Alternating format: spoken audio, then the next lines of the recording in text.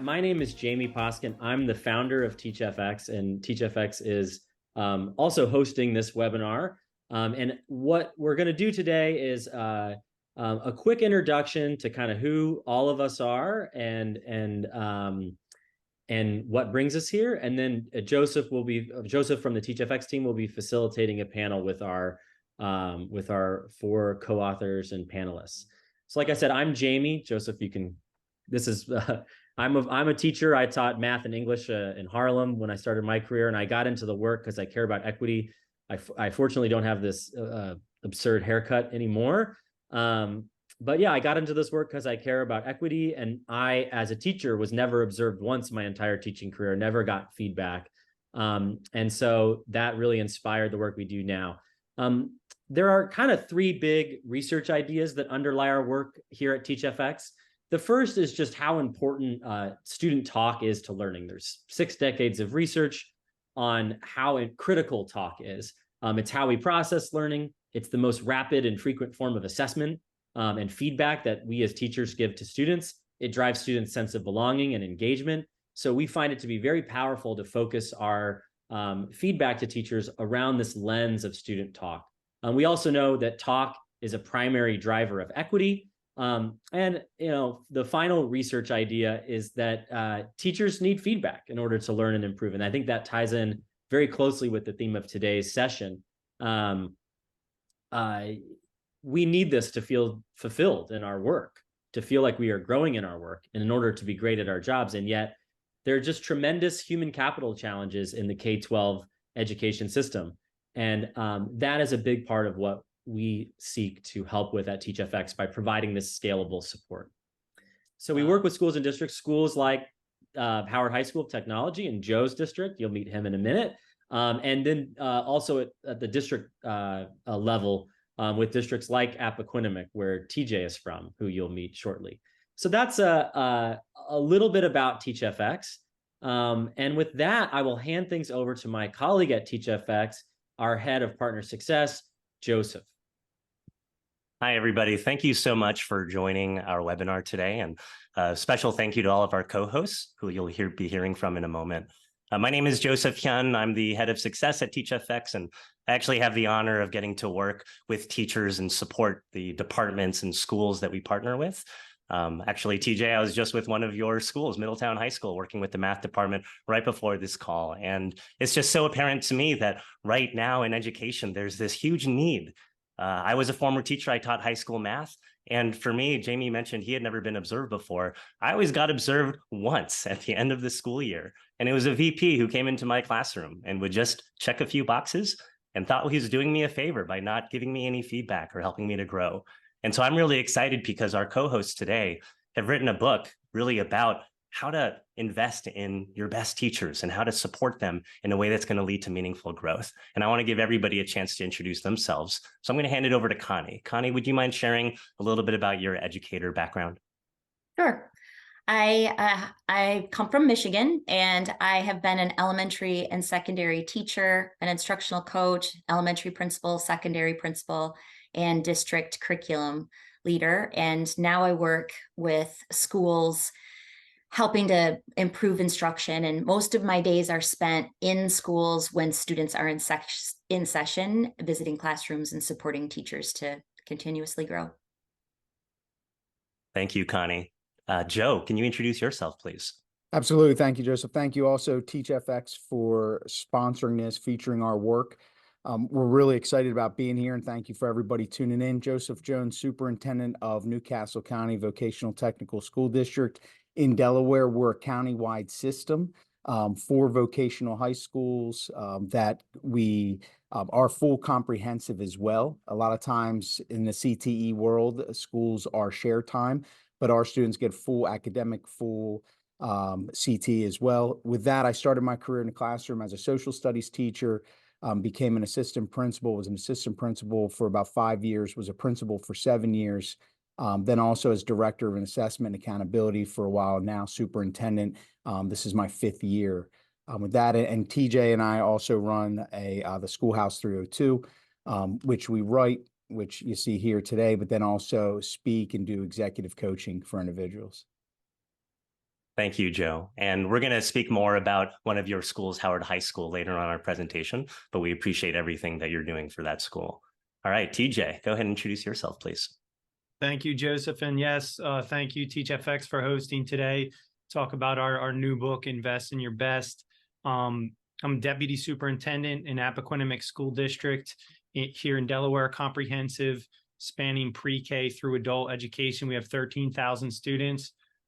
We grow at a clip of about 300 to 500 students a year. So actually, we're going out to referendum to build 3 schools right now.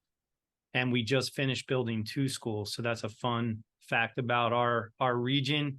I was an assistant superintendent, a principal, assistant principal, a department chair, and teacher. And like Joe said, we have a lot of our resources at the schoolhouse302.com. You can find us there. Thank you again to all of our co-hosts and panelists today. And TJ, it's definitely been an exciting journey with your district. I think you're one of our longest term partners with TeachFX. And so we're excited to hear about your experiences with that regard as well. To get us started, I would actually like to kick off our conversation today to set a little bit of context for really the why we're all here. I read kind of where everybody's coming from there in chat. And if you want to respond to any of these discussion points in the chat, feel free to during our presentation today. If you have questions, please use the chat as well. That way we can try to highlight them and pinpoint them as we go along. But the data that you're seeing up on screen, I mean, data points like this, they're ubiquitous today. And speaking just from experience, teacher turnover and burnout, it's high. And I'll be the first to admit, I taught for 11 years and I left the classroom. And it's not necessarily because of the pandemic, but we do know that post-pandemic teaching and learning presents really novel challenges, piling on top of the pre-pandemic challenges we were already facing. So, I mean, in this new environment, we have a lot of school leaders here. I see a few of you, APs and principals, and some superintendents as well. But really, I hope that you're all here because you're thinking about finding new approaches to really try to attract talent and to retain your staff and to support them so that they can thrive in your school and districts. Around this time of year, I mean, it's December, my guess is that you might be thinking about that second half of the school year. And for me, again, I didn't always feel the support of my administrators, and I wish that I actually had more of it. And so maybe you're thinking about in second semester ways that you're going to help some of your teachers who are off to a great start, help them finish strong. Maybe you're in a situation where you're trying to turn things around. Maybe you have teachers that are struggling and you want to give them the kind of support they need to be able to be successful this year and next year and beyond. So what I'm hopeful in today's conversation is that every single one of you who are here today will walk away with 2 key practices that you can actually try as early as after our call is over, or as soon as tomorrow, or as soon as you can put this plan into place. And really the goal here is to be able to better retain and support your teachers. So while the hope is that you walk away with 2 things, the authors of the book that we're looking at today, they've actually pulled together 9 practices in their new book, Invest in Your Best. Now, for time considerations, we have about 45 minutes. We're going to focus on just a couple of them, but I do want to give the authors a chance to set a little bit more context about this book. Because when I saw the title, I'm guessing maybe some other folks are wondering the same thing, but we want to hear about the origins, like where did the title come from? And for me, when I see Invest in Your Best, I'm like, oh, wait, is every teacher your best? And who are we talking about in our schools? So I'm going to turn it over to TJ first. TJ, would you mind sharing your thinking behind where this book came from and give us some insight into the title? Sure thing. I mean, the funny thing is that there's a longer story behind how the book started, and I'll shorten it the best I can. We had Connie on our podcast, one of our podcasts, Focus Ed. At the end, we always ask leaders if there's a book that they wish somebody would write. And Connie said, I wish somebody would write a book to help school leaders to support their best teachers, their top performing teachers. And Joe and I quickly responded and said, well, we'll call that book Invest in Your Best. Connie later called us and said, oh, well, why don't we write that book? We wrote some of it, and then we interviewed Todd Whitaker on another one of our podcasts. And at the end, when we asked him a similar question, he says, we need to write a book about what to do with our best people.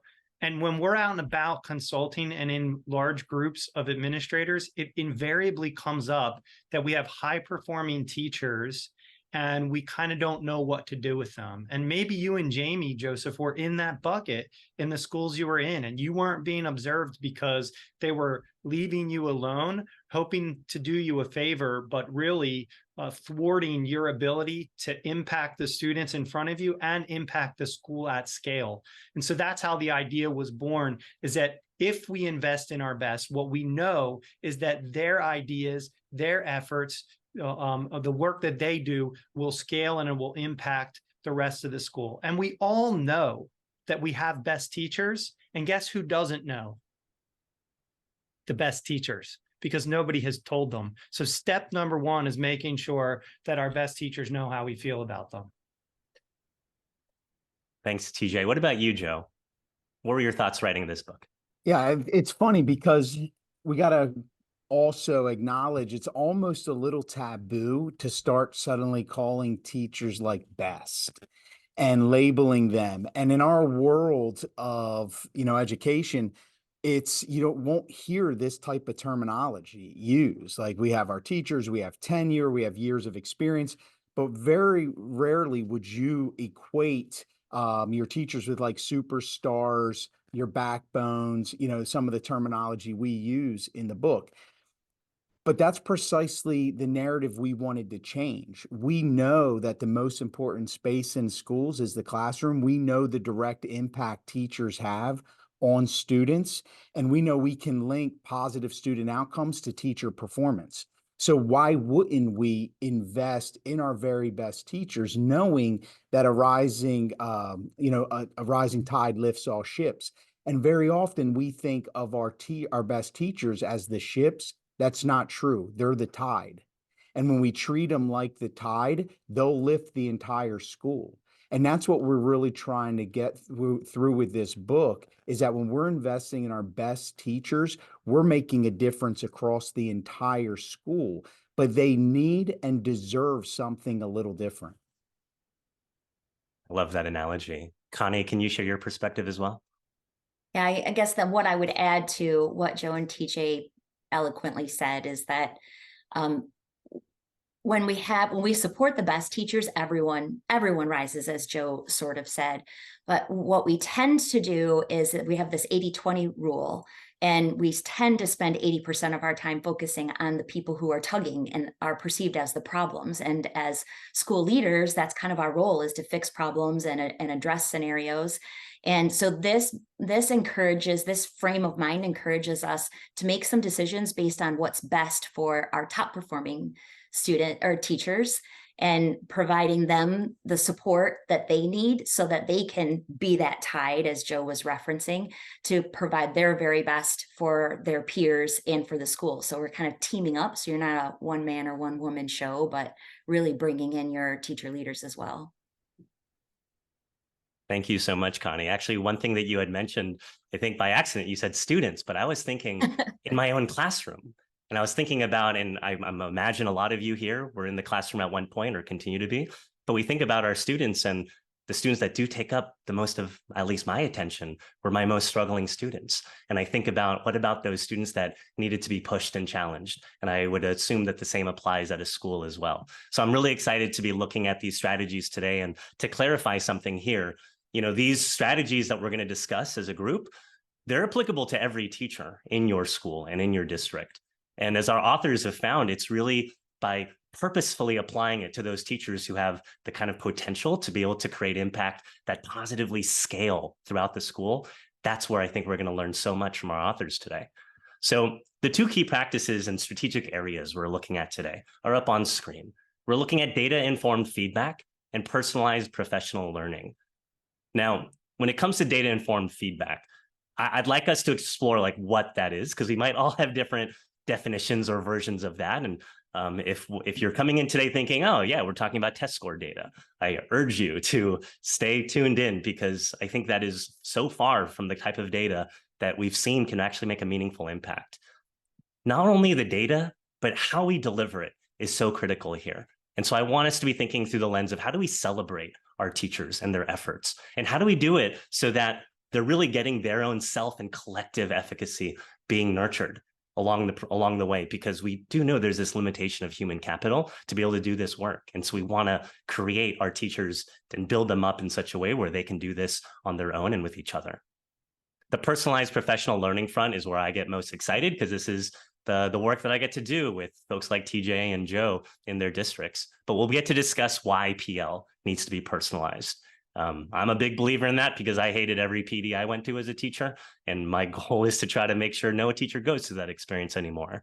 And so the question is, how do we do that? How do we personalize PL in a way that's going to honor our teacher's time and your time as well? So we'll look at some research. We'll look at some of the practices from the book, and we'll weave in the experience with TeachFX into this as well, in case you're wondering what that's all about. But the goal is for you to walk away with these two key ideas. All right, we've been doing some talking here, and I actually want to invite everyone to really reflect about their own schools and districts and join us here in the chat.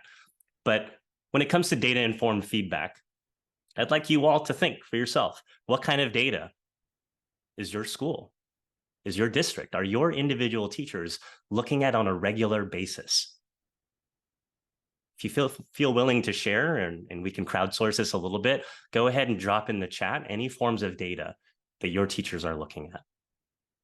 While you're doing that, I do want to share some of the research that we've had the privilege of getting to collaborate with.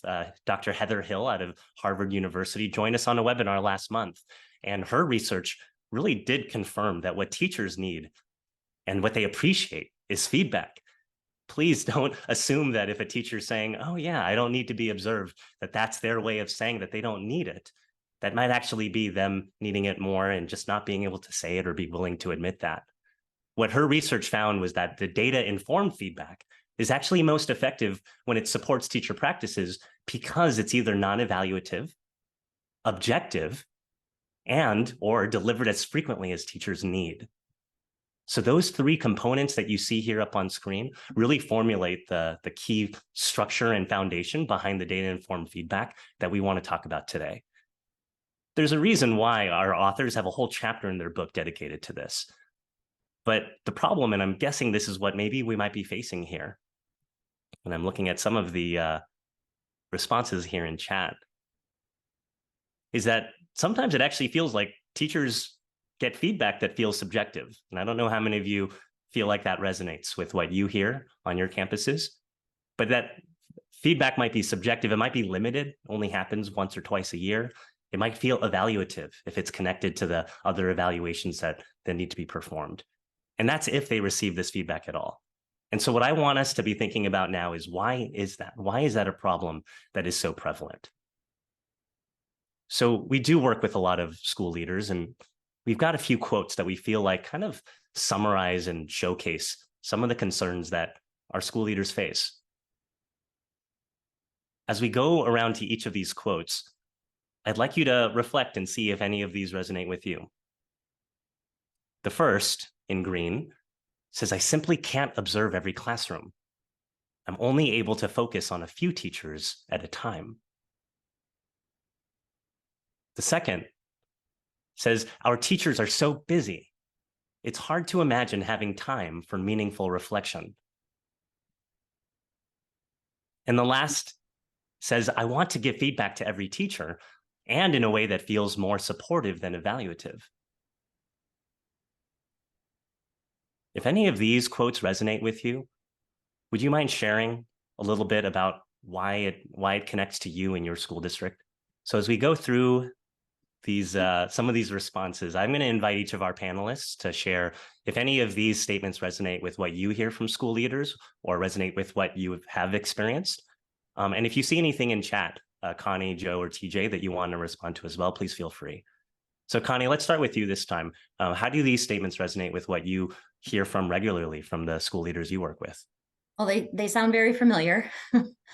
I think that there's a lot of truth, and it's reality for many leaders looking to find the time to be able to observe multiple classrooms and provide quality feedback. What I often hear, and as TJ kind of referenced when I mentioned years ago that this is a book that should be written and that we should focus on our best teachers, is that in intimate settings, having dialogue with small groups of teachers, one of the things that I was hearing way too often is when small groups of teachers are supporting each other and giving feedback to one another, it tends to be really great. Like you have, here's a piece of data, and this is what we thought about the data, and it depersonalizes it a little bit because we're just looking at that data, and people value that a lot. And what happens is once teachers get acclimated to using data that is taken in during an observation and then dissecting that, when they go back to the traditional observation evaluation mode, it often, especially for the best teachers, turns into keep up the good work. Or hey, I never taught band or music, and I don't know what to tell you, so just keep doing that. And so our very best teachers get that way because they do a lot of reflection. And if we don't allow them to reflect and to continue to grow, then they'll be stagnant as well. Thank you, Connie. And there's so much discourse happening in the chat. So if you like to multitask, please join the conversation there as well. Or of course, feel free to hear from our panelists. Joe, I'd love if you can actually share a little bit about Howard High School. I know we have Tammy McDermott here as well. Thank you, Tammy, for joining us. Can you tell us a little bit about that teacher-led PLC model? Absolutely. And I'm glad you're giving Tammy a shout out, because as there are superstar teachers, there are superstar administrators. And Tammy is a superstar administrator. And the PLC we're talking about, she oversees, one of her responsibilities is the math department at Howard. And so they've embraced TeachFX, and really through her leadership, they've really started working well together. And so I think many people are familiar with PLCs, but this professional learning community really does desire to get better. And, even with talking with Tammy and others, there's a few things that stick out regarding this PLC. One, they use TeachFX, but with this, they've also embraced a level of vulnerability, that they're okay with the idea that they're going to talk about the data, and the data is a reflection of them, but it's not necessarily about them. It's about their performance, and being able to separate that in a PLC and really get to the heart of the matter of what you're doing in your classroom, what you're doing as a teacher, should be the first and foremost thing. And they've been able to build that. So I think, it starts with that vision of the leader of what they want to accomplish. It then ties to a willingness to have a level of vulnerability, that you can share the data with one another, and data being a focus. And I think ultimately, I love the quote that's often attributed to Socrates, that an unexamined life is not worth living. I think what Howard really embraces is that an unexamined lesson is not worth teaching.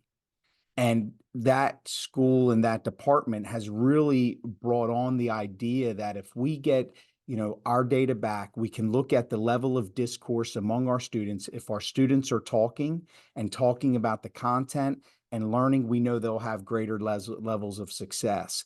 I also don't want to make it sound completely Pollyanna. This takes a lot of work. This PLC has had a lot of growing pains, but they've worked with one another. They've also had some turnover, like a lot of other schools. But one thing that Tammy has really stressed to me this year, the level of new teacher discourse, like in a PLC, and their degree of reflection on their lesson has been complemented on by several other individuals as well. Like they're coming in and with the expectation that we're going to look at our lessons to improve. And that's made a world of a difference at Howard in that math department. And I think as a group, as a whole, just helping one another grow. Thank you, Joe. We sing the praises of the Howard Math PLC all the time at TeachFX as well. They really inspire us to show us a model that has really transformed the way that this kind of data is used. For those who are wondering, what data are we talking about? If this is your first time ever seeing what a TeachFX webinar or what our service and what our tool and technology can do, this is the kind of data that we look at. For those who, again, are still thinking about test scores and assessment data as data-informed feedback, the research that we've seen actually shows that teachers spend, on average, 40 hours a year looking at assessment data. And it's generally speaking, after the assessments have been given, when it becomes a lagging indicator for what we couldn't have changed for that school year. And now every teacher's thinking about, well, okay, next year, I need to focus on these areas or these areas. But we've actually seen that the teaching and the practice, the teaching practice and the learning doesn't actually change. That's what research has shown us with looking at assessment data. So what we believe changes both teaching practice and learning outcomes is the data-informed feedback that we would say is a leading indicator. And these are not just buzzwords. Leading meaning can actually lead to change like the very next day for teachers that's meaningful for student learning outcomes. So the kind of data that we're talking about over on the left-hand side of this screen, you're seeing the amount that students speak versus teachers speak during a lesson. Who's doing the cognitive lift? Who's the one really doing the learning? We also look at things that teachers do, like the kinds of questions they ask or the wait time they give or the way they build off of what their students say, things that we know lead to better student outcomes. And when it comes to standards aligned vocabulary and the quality of the discourse that we want to hear, that's what our tool can also provide, is a glimpse into the kinds of words that are being used. So I think, again, I mentioned this in the beginning, but for those who just joined, TJ, you and your district, Appoquinimink School District, you've been partners with TeachFX for a few years, and you've often talked to me and David, who's here on the call, about how principals really do need to be able to deliver this kind of effective feedback that's data informed. So I'd love to get your thoughts. Like, what are the elements for that you see here and that you use at your district to really, press forward the core principles of instruction that you all use? Yeah, Joseph, you mentioned not receiving feedback earlier. I want to bring that as a through line here, in that teachers need feedback, master teachers need feedback. It typically means that master teachers need feedback from master teachers. We know a few things, though. We know that what you said earlier is true. Teachers don't receive enough feedback. We know that the improvement game, whether or not you're a professional athlete or an educator, is all about getting feedback so that you can improve. And we also know that we've relied for far too long on the concept of a reflective practitioner. Yes, we want our practitioners to be reflective, but what the neuroscientists have been clear recently on is that they need a tool to be reflective about their practice. That's where, for us in Appoquinimink, that's where TeachFX comes in. It's another tool to use so that teachers can reflect. So, for example, if a teacher has a lesson that they execute, without support, it's highly unlikely that they can reflect on how well they did in that lesson during the time that they were trying to deliver it. TeachFX gives them a report after they have the lesson unfold.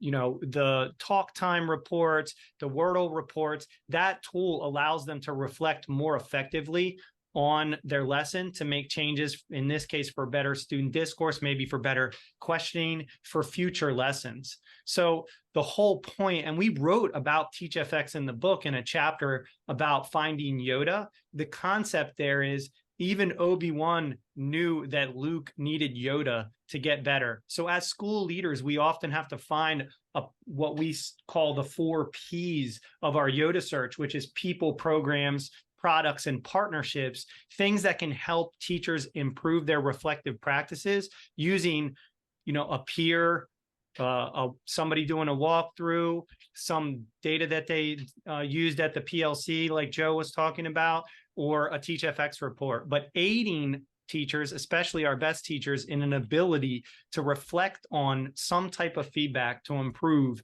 and hopefully to be able to grow that skill to be able to do it on their own.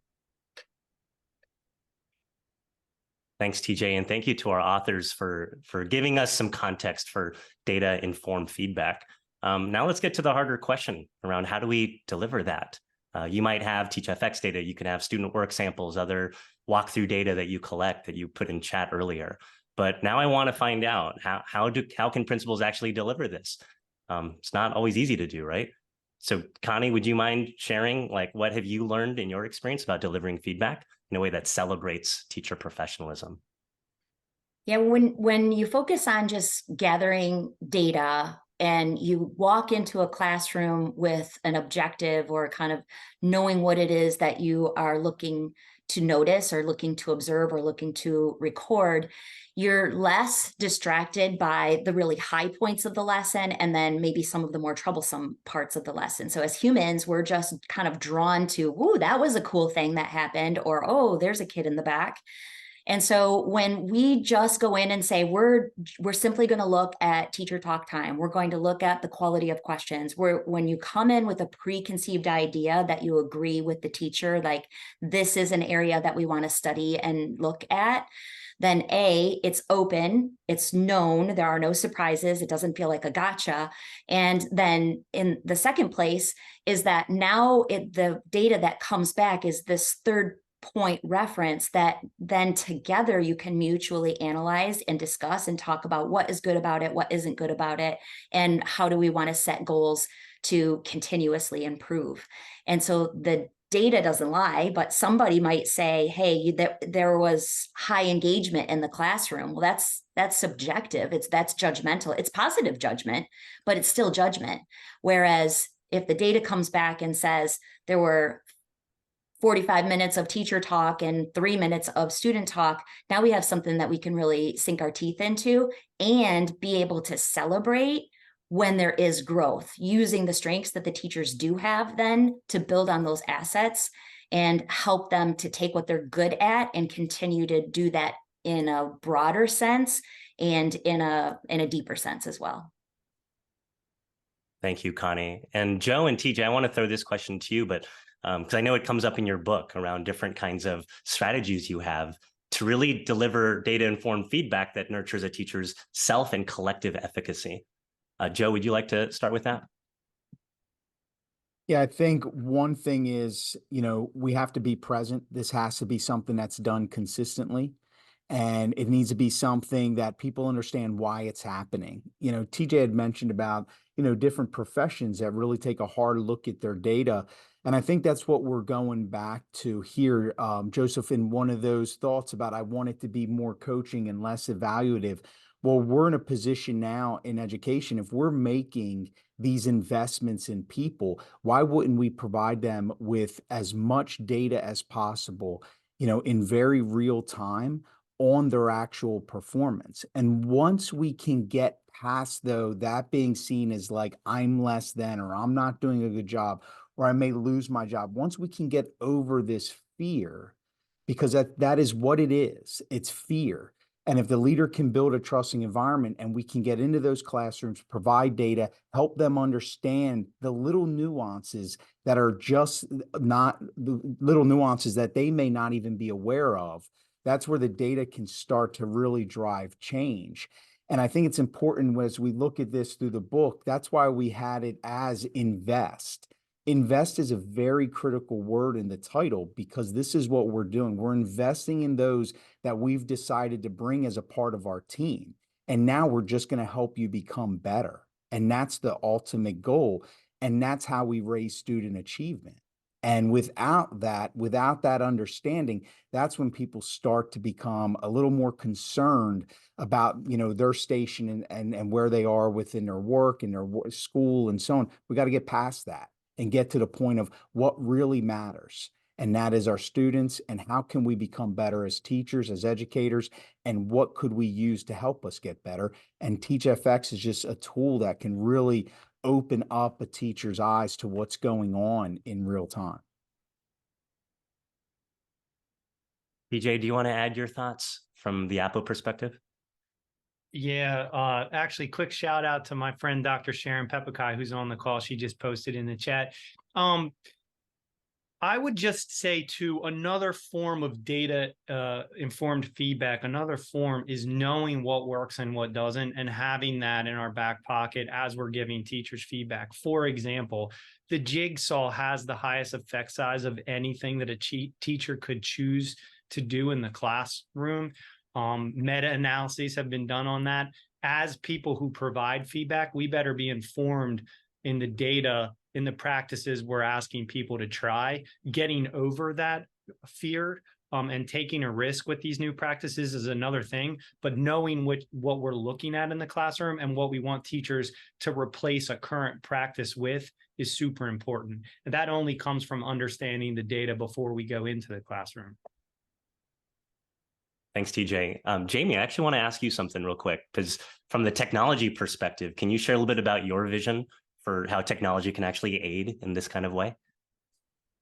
Absolutely. Yeah. I mean, this is a really hard question. We live very much in the shadow of No Child Left Behind still. And the data that we're often swimming in, as we've been talking about, is often assessment data. And it's very challenging for principals to deliver any other type of data because, you know, traditionally it means that the principal or some agent of the principal, an AP, a coach, has to be in the classroom, which can color the process, as we've talked about. So a big part of what we're looking at, and Joseph mentioned Heather Hill's research, but is saying, hey, look, right now we live in this paradigm where teachers spend the majority of their time reflecting and working in teams, looking at a type of data that we know from research does not lead to a change in teacher practice. So technology can really play a key role here, and that's what we are doing at TeachFX in allowing a different type of data to become part of the system. So instead of just assessment data, we can now have classroom level data. And we've always been able to have classroom level data.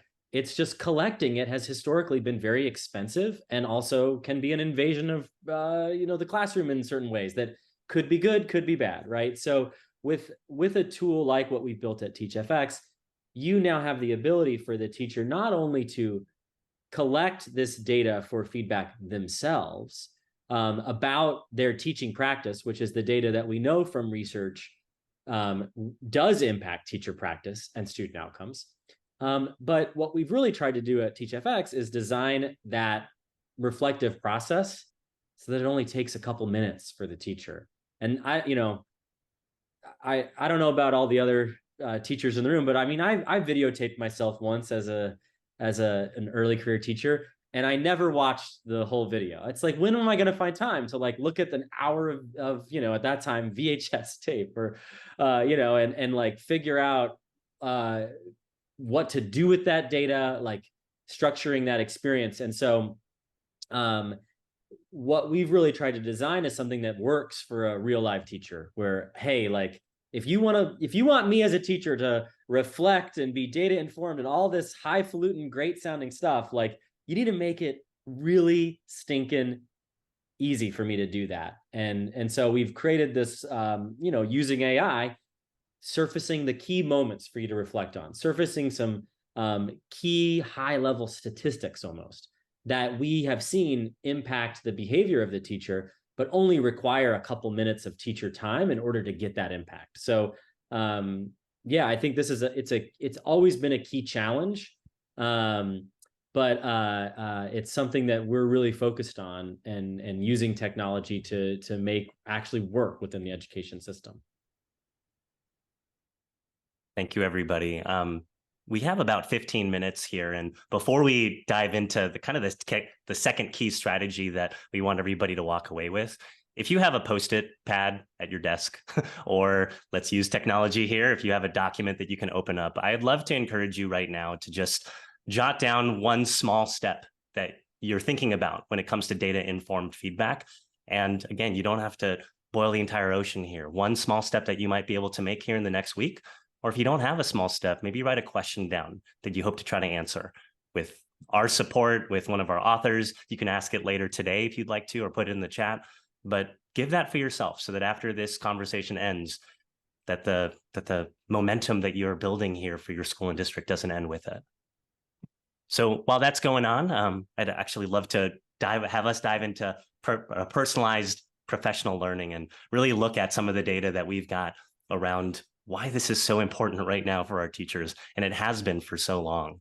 The data that we see actually shows that districts spend an average, and this is crazy, $18,000 per teacher per year on PD. And that's for the PD providers, it's for the release days, it's for everything that's needed to actually make that happen. And this is heartbreaking for me that teachers are spending about 19 full school days per year in PD.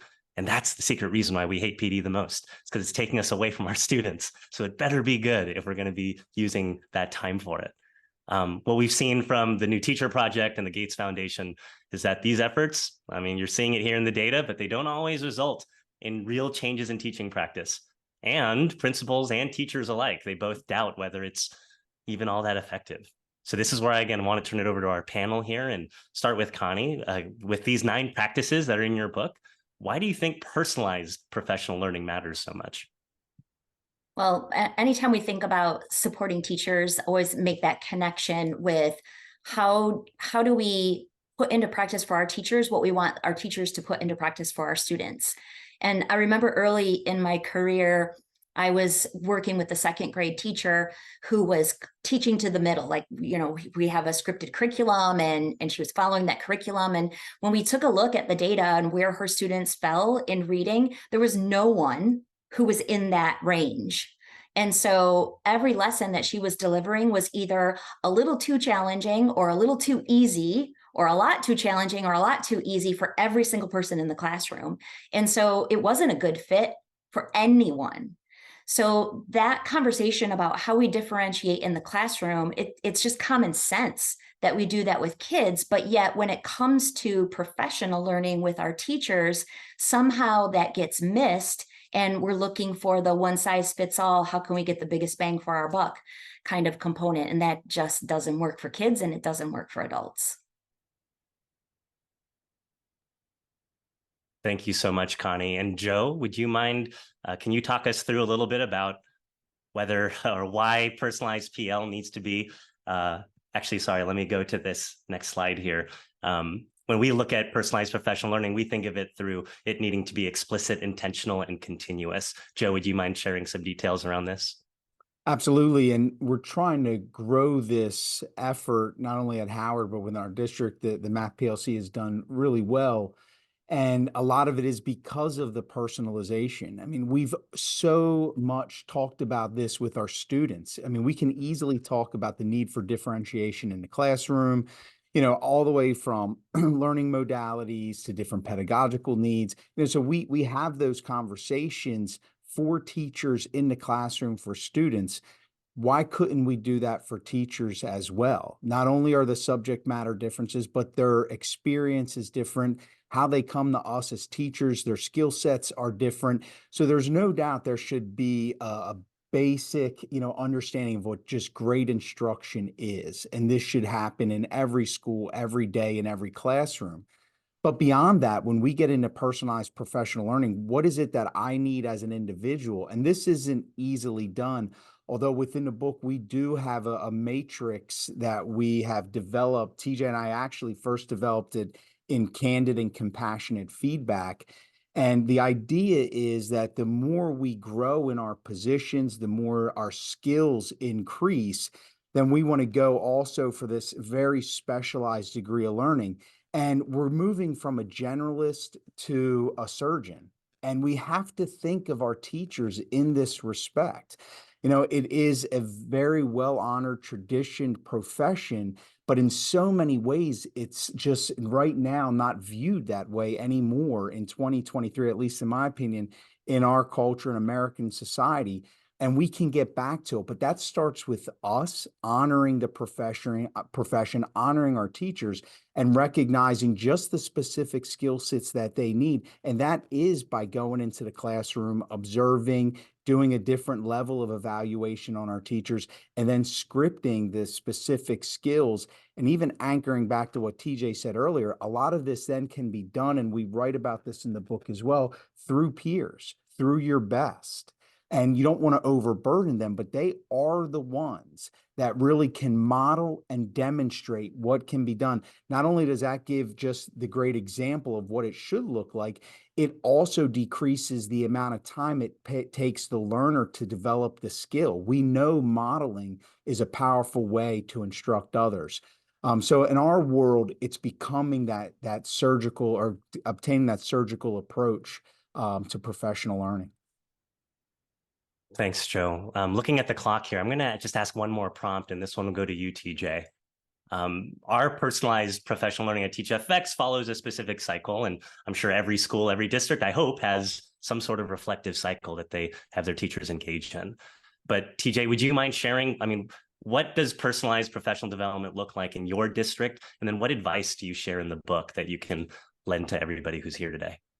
Well, something we encourage our leaders to do kind of behind the scenes, and then something that we do right out front with our teachers is do inventories. We believe in this concept of an inventory. We wrote it in the book under a model that we call time, target pain points, inventory their passions, make it easy, examine the calendar. But the point about an inventory is back to the feedback. If we have these tools, TeachFX, feedback in the classroom, walkthroughs, all the stuff that people named in the chat that they're doing, PLCs, if we have those, that should be a think tank for the type of professional learning that our teachers need based on the types of feedback that they're getting and the conversations that they're having. And then B, asking them, how about an inventory? Your best teachers, they do know what they need. Not every teacher knows what they need in the classroom, but our master teachers do. And so it's time to do an inventory of what they think they need and then target those areas. And in Delaware, we've built that. I don't say we, the State Department of Education, a great team of people have built that right into our observation system. But beyond that, any school leader should know every single teacher and the types of feedback that they would like so that they can get a personalized plan from us when we're putting together professional development, or we're sending them someplace, or we're giving them feedback from a classroom visit. Thank you, TJ. What I'd like to actually open up the floor for now, we've got 7 minutes before the hour here, but many of us, I'm sure, would be happy to stay on in terms of the panelists and the TeachFX team, but would love to hear what questions you have. We have 5 of us here that can answer anything that you saw previously mentioned in this presentation. But if you have a burning question or something you wrote on that Post-it, would love for you to come off mute here and share your question, and we'll figure out on our end who can answer it best, or you can direct your question to somebody. Feel free to use the chat as well, and we can leverage that technology. Well, Joseph, you know I'm going to jump in. I could listen to you guys all day. So in doing this work, what's a blind spot that maybe you've come across in doing this work, or something that we should kind of be on the lookout for?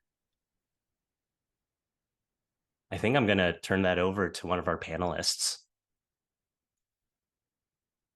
I could say that a blind spot would be is when you're looking at data, sometimes you get so caught up on just the data and not necessarily the impact of it. And teachers tend to be a bit hard on themselves.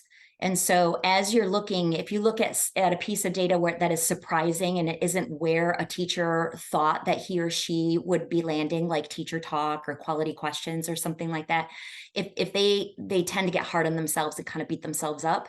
And so just being prepared to say, this is just the baseline, and then circling back around and making sure that in a very short amount of time, we're coming back to look and see and celebrate the growth, because any of that progress is progress.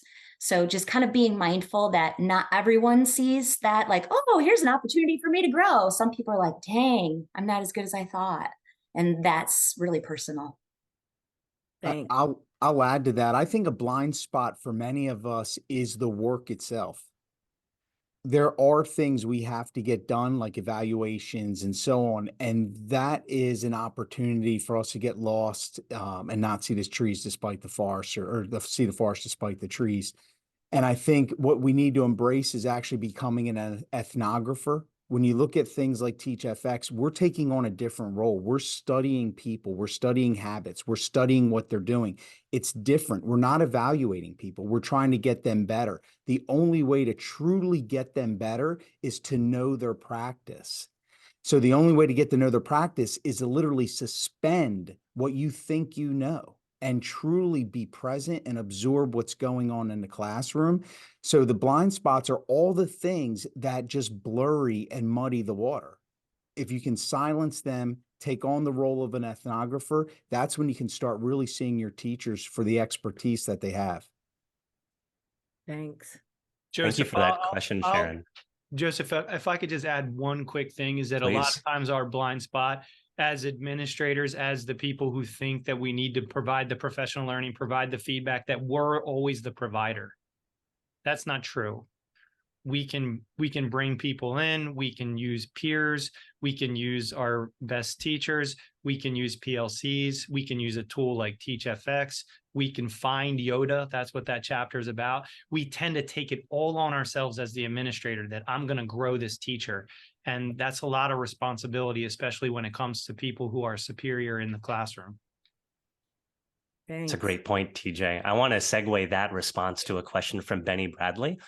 They ask, after conducting an inventory, how do you schedule or plan personalized PD? I mean, I'll start on that one too. That's the whole idea of the spreadsheet. Every teacher's name, what you think they need, what they think they need from the inventory, and then a column on how they're going to get it, right? That inventory, the whole process of the inventory leads you to that plan. Now, we can do conference style, carousel style PD at home. We need to know who's good at what, who can provide that PD at home. Sometimes we need to send people out, but every single person has a tweaked plan along the way, so it's not one size fits all. There's another dimension of personalization that with TeachFX and Appoquinimec as well, which is just like, by getting feedback on your own teaching in a frequent way, any PD that you're running is you can leverage that data. So teachers can look at their own data instead of, a generic example, right? And instead of it being a sit and get kind of experience, either in your PLC or in a workshop, you now have this ready-made data that you can bring into that conversation. And it makes the experience incredibly personal to your own instruction in a way that without that technology wouldn't be possible. And that's something that's happening every day in Appoquinimec. I'll just jump off that. Appoquinimec Middletown High School math department. Some of the teachers there are using the Building Thinking Classrooms framework. And I love that I was able to just meet with the math department chair, the AP, game plan what a professional learning workshop would look like that leverages TeachFX data, but informs the practices that those teachers are already focused on. The last thing we would want any teacher to feel is like, oh, this is one more thing I have to do. No. It powers what you are trying to do. What is it that you're focusing on?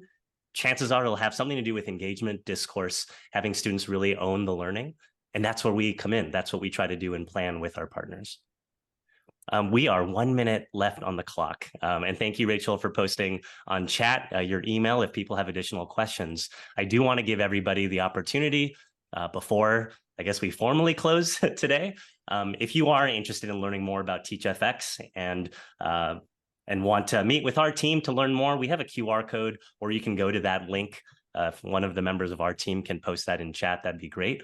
I also do want to show the book one last time so that those of you who are interested in downloading or purchasing the book, we can hear from our authors about when it'll be available. Yeah, someone on our team, there we go. Thank you, Rachel, has the link. And for those who don't have somewhere to go right away, if you do want to stick on, if you have questions, if you would like to see a demo of the way that this tool actually works, we'd be more than happy to stay on and answer your questions. TJ, is there anything you'd like to say about the book or one of your co-authors here? No, I mean, right now the book's for pre-order. You can get it at Amazon. I'll drop a link in the chat that should be able to take you to it. And we appreciate anybody who's reading the book or who wants to have us come in and talk about it.